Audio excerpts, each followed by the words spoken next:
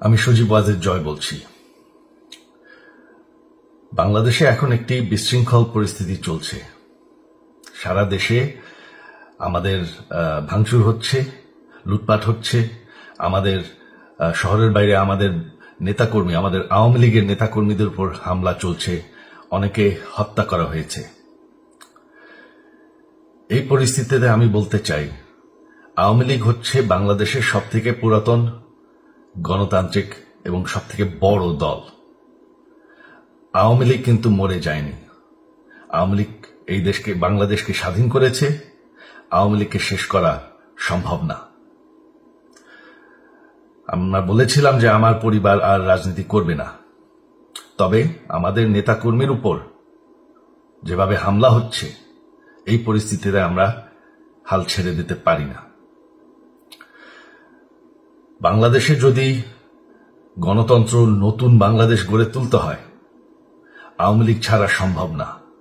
আওয়ামী লীগ হচ্ছে সবথেকে বড় দল। আওয়ামী লীগ কোথাও যাবে না, আওয়ামী লীগ শেষ হয়ে যাবে না। আওয়ামী লীগকে শেষ করা সম্ভব না।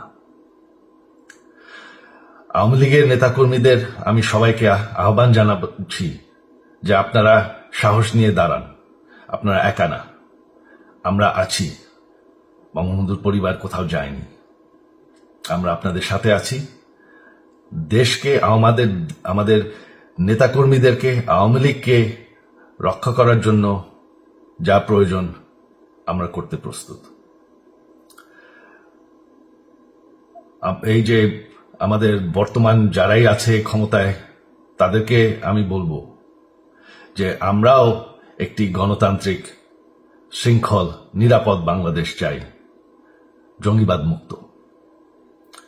তার জন্য আমরা সবার সাথে আলোচনা করতে প্রস্তুত। শুধুমাত্র তারা যদি জঙ্গিবাদ এবং ভায়োলেন্স বাদ দেয়। শেখ হাসিনা মরে যাননি, আমরা কোথাও যাইনি। বাংলাদেশ আওয়ামী লীগ ছাড়া গণতন্ত্র, নির্বাচন সম্ভব না। এই বলে আমি আমার কথা শেষ করছি। জয় বাংলা।